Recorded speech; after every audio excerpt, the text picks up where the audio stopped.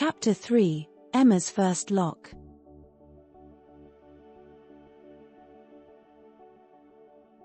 The early morning mist hung low over the Grand Union Canal as Emma guided Serendipity towards her first lock.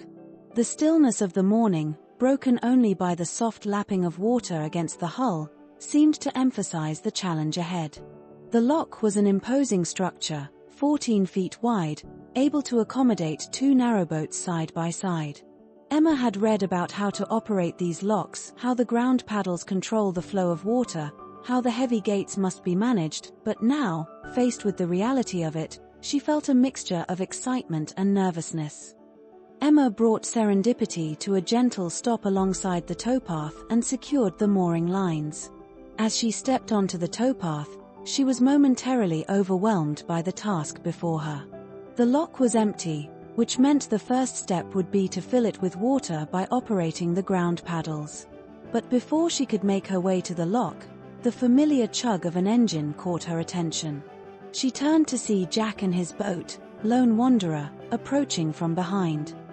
"Morning, Emma," Jack called out as he expertly brought Lone Wanderer alongside Serendipity. His boat, with its deep midnight blue hull, seemed to blend into the early morning shadows. Jack's presence brought a wave of relief over Emma. "Morning, Jack," Emma replied, trying to keep the nerves out of her voice. "I'm just about to tackle my first lock." Jack smiled warmly, stepping onto the towpath. "Don't worry, I'll give you a hand. Locks can be a bit tricky the first time, but once you get the hang of it, it's like second nature." Together, they walked to the lock. Jack explained that since the lock was empty, they first needed to fill it by opening the paddles.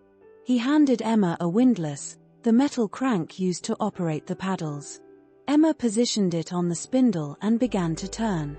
The effort required was more than she had anticipated, but as she turned the windlass, she could hear the water rushing into the lock chamber, filling it gradually. With the lock now full, Jack showed Emma how to open the massive wooden gates. It took both of them leaning into the gates, but they eventually swung open, revealing the water-filled chamber. "Now we can bring the boats in," Jack said, motioning for Emma to lead the way with Serendipity.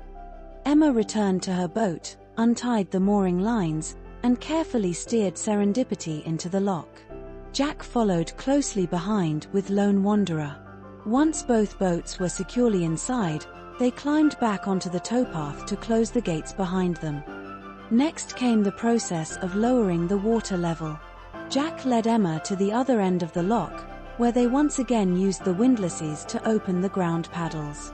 This time, the water drained out, and the boats slowly descended with it. The mechanics of the lock, from the ground paddles to the massive gates, were beginning to make more sense to Emma.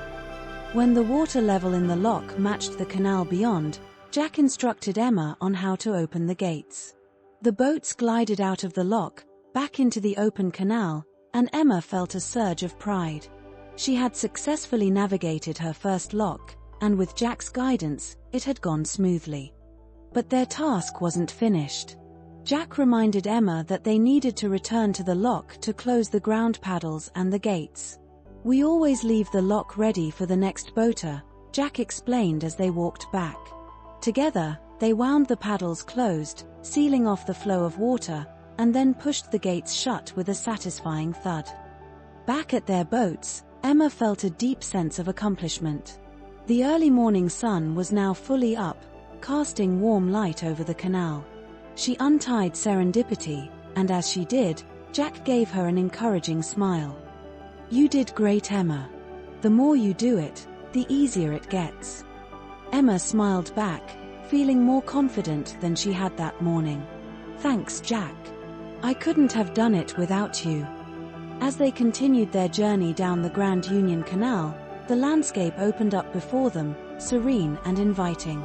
Emma knew she was just beginning to find her rhythm in this new life, but with each challenge, like navigating her first lock, she was becoming more at home on the water. And with Jack nearby, she knew she had a friend she could rely on in this journey. The boats motored onward, leaving the lock behind, and Emma felt a calm settle over her. The morning had started with uncertainty, but now, as the canal stretched out ahead, she felt ready for whatever lay beyond the next bend.